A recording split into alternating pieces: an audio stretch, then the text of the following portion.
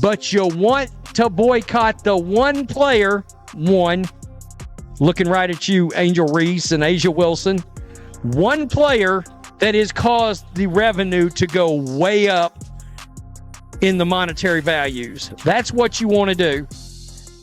You think you're helping these women? The NBA Civil War has officially begun, with millions of new fans that Caitlin Clark has brought to women's basketball who don't understand why anyone would try to destroy the sensation, and A.A. Wilson and his supporters apparently pushing for fans to boycott her games. What they're mad about, 41 nationally televised games, and they are furious over it. I can't understand. Even though the league has never been more popular, some players and their supporters appear determined to resist it. Fever games are selling out venues. ESPN is airing more WNBA than ever before, and social media is ablaze with talk about women's basketball. The unsettling reality of celebrity jealousy and the future of women's sport is revealed by the true motivation behind this boycott attempt. The original fans, activist fans, that's what they are, all right? Just keeping it real. They don't like the fact that you want to watch these games. They don't like the fact that you are 3 or 4 times the amount of them. Did you notice the current WNBA situation?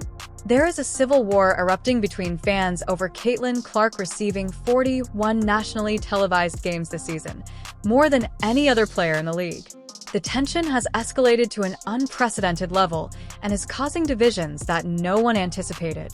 Here, Caitlin Clark in the Fever will have more nationally televised game than any NBA player this year. Sorry, LeBron. Sorry, Luka. Sorry, every other player in the league. Let's be honest. I've seen the NBA ratings. She's beaten most of them. It's not just random internet trolls who are spreading the idea that fans should illegally stream games or not watch at all when the Fever play. Some WNBA fans are actually planning to boycott Indiana Fever games in an attempt to purposefully lower viewership numbers because they believe Clark is receiving too much attention. So they're all mad right now, furious, and my goodness, guys, they're talking boycott. Oh, what? Oh, there's strength in numbers. There's tens of you. The numbers are what are truly astounding in this case. This season, more NBA players, not just WNBA players, but NBA players in general, will be featured on national television than Caitlin Clark.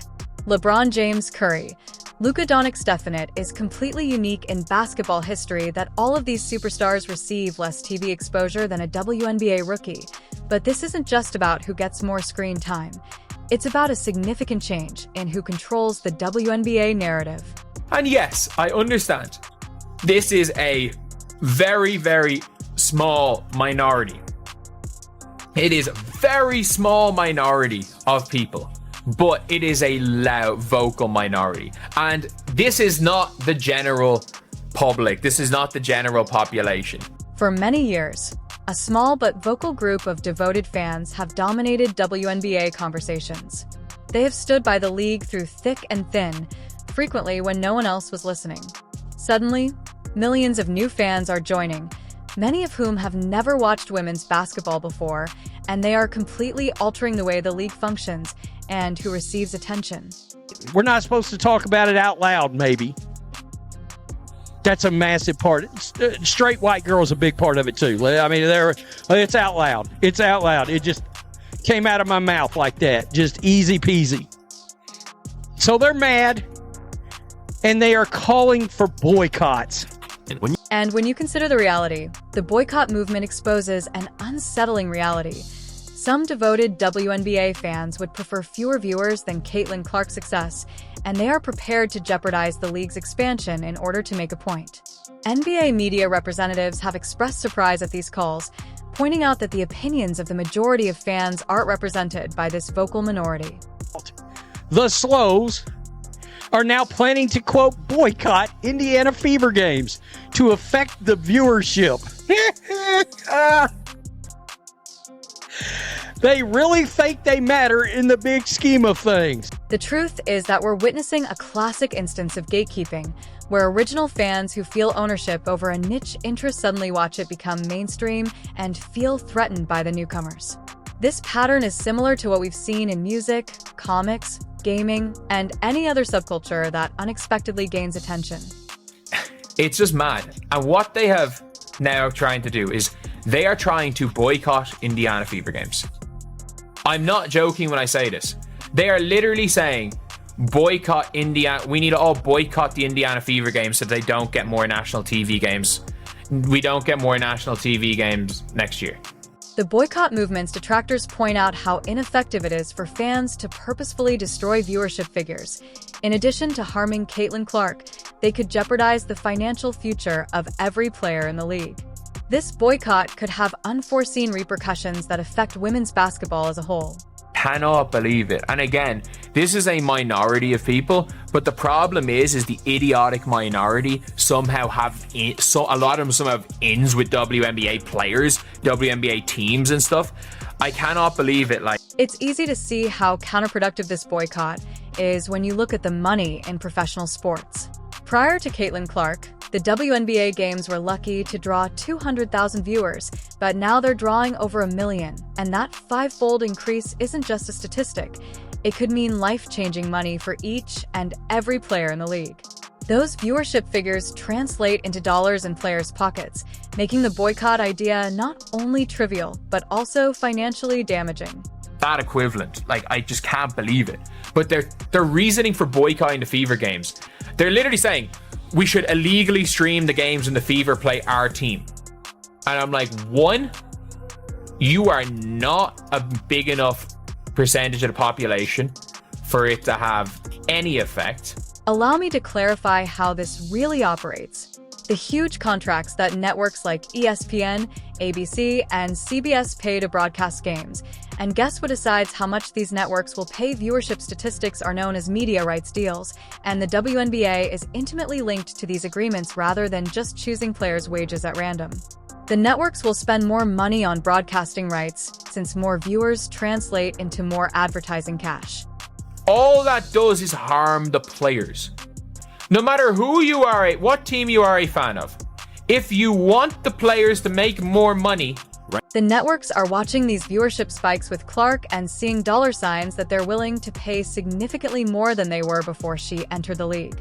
Those games with millions of viewers aren't just good for Clark. They're raising the potential ceiling for every single player's salary cap.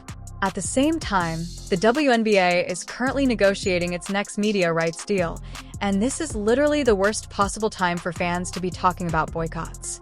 Actively trying to ungrow the game. And it's madness. It's absolutely madness. They're threatening to boycott the Fever games. All 257 of them threatening to boycott Fever games like it makes any difference. These people are not fans of basketball. These people are actually not fans of the WNBA. Consider this. Games starring Clark are receiving 5 to 10 times as many viewers as the league averaged previously. You can see what that means. The WNBA has been pushing for the kind of widespread exposure that generates significant revenue since its founding, and networks may be ready to pay 5 to 10 times more for the right to broadcast. They just don't like Caitlin Clark. This is genuinely, it's nothing to do with basketball. And it's nothing to do with Caitlin Clark, the person.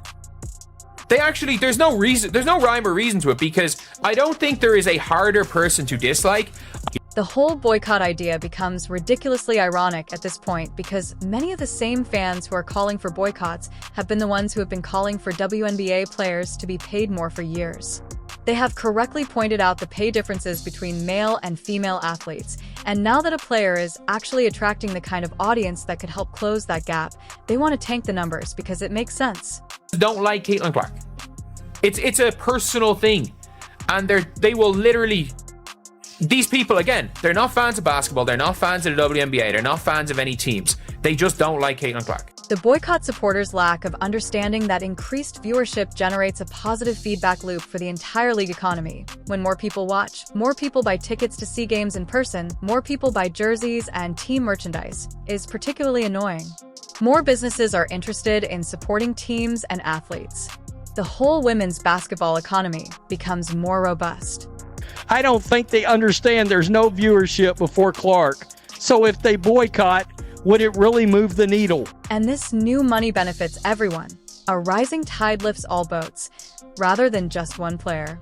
The money made from these media agreements is dispersed throughout the league, increasing minimum wages and salary caps for all players. Veterans who have been working hard for years on meager contracts may finally get the compensation they are due. It's a situation where they move the goalpost. They'll always move the goalpost. You're seeing like prominent figures in the WNBA media-ish space. And the reason I say media-ish space is the Twitter trolls somehow are interact with the damn actual media in a two-way conversations every day. It's mental. Even though Clark offers all of the league's players financial advantages, we must face the unsettling fact that would any other sports fans actively attempt to boycott their most well-liked player? Can you picture NBA fans refusing to watch LeBron James games or NFL fans planning to skip Patrick Mahomes games? This double standard is not only unexpected, it also speaks to a deeper aspect of how women's sports accomplishment is seen. If us sports fans wanted to watch this crap before Caitlin Clark got involved, we would have been watching it. I mean, I own 2 sports channels. I get paid for talking about sports for a living. I was not watching this league. Let's be truthful about what's actually taking place.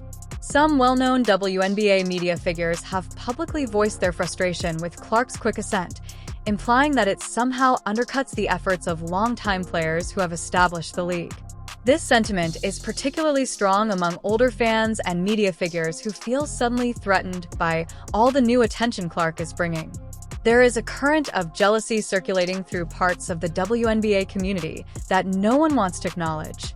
Is it possible to boycott just one team's games? Like we all just illegally stream them if they're playing one of our teams? ? That's the plan. Okay, Deidre. Consider the psychological dynamics at work here. For years, these committed insiders fostered a league that got little attention from the media. They gained knowledge, created communities, and established themselves as authorities. Then, all of a sudden, this rookie shows up and gets millions of new fans' overnight attention that veterans with extraordinary talent never get despite years of performing at the highest level. Such an overnight success is sure to cause complex emotions. I'm talking about the old WNBA media. I'm not talking about the ones that are in 5 years' time they'll still be there. The old WNBA media that are shaking their fist at the screen every single time they see somebody that was not there with them when no one was watching getting an opportunity in the media that they didn't get, even though they're sitting there in spaces with Twitter trolls talking nonsense about players. Now, I'm not arguing that every critique of Clark that highlights her defensive flaws or points out areas in which she needs to improve is unfounded. That's a valid basketball discussion, and some fans have observed how she responds to referee calls, finding her body language or facial expressions to be dramatic. However, this is where things start to get weird, because male players display similar behaviors without receiving nearly the same level of scrutiny. The microscope on Clark's every reaction shows a glaring double standard in the way we evaluate athletes. I mean, the level of dumb here, we're on a whole new scale, all right? We've reached a whole new level. I literally said, is this real? I couldn't believe it when I saw it.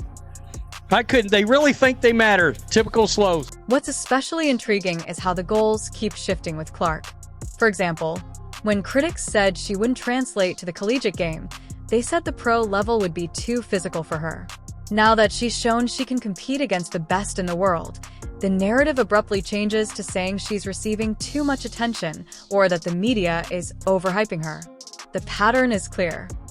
I mean, they truly are pirating the the vehicularly challenged bus at this point. All right, that's what's happening. These people are just dumb. I can't even deal. The most perplexing part of this whole situation is the reasoning behind the boycott itself. These self-described true fans claim to want better player conditions and are working to lower the league's viewership in an attempt to preserve its integrity. However, they actively oppose the very mechanism that would accomplish that goal, while simultaneously labeling Clark supporters as fake fans for not appreciating other players and potentially harming the league as a whole with their boycott efforts. Let me guess. You'd be all for LeBron putting a blonde wig on and hitting the court in the W2. That's my gut feeling. You'd be just fine with that, right?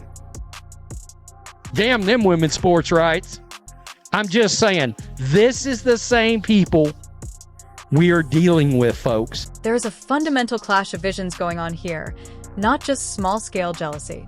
On the one hand, there are those who have cultivated the WNBA as a niche community with particular values and culture, and on the other, there are those who see Clark as a catalyst for making women's basketball a mainstream phenomenon, even if that means welcoming millions of new fans who are unaware of all the nuances and history.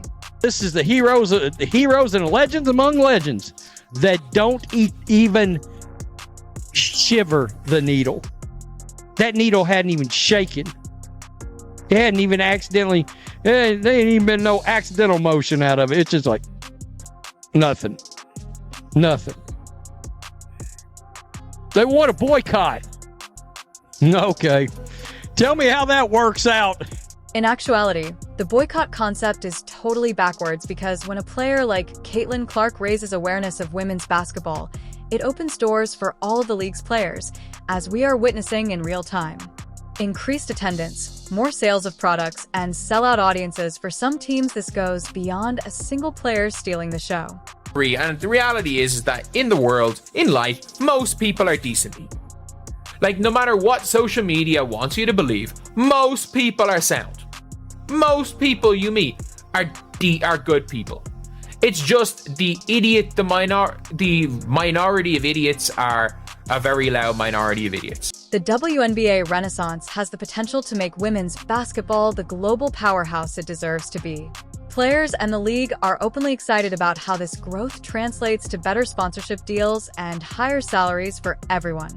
This is the moment when the financial tide starts lifting all players, not just the most popular ones. Instead of dividing the fan base, we should be celebrating this historic turning point. Women's basketball and tennis both benefited from increased visibility, which elevated the entire sport.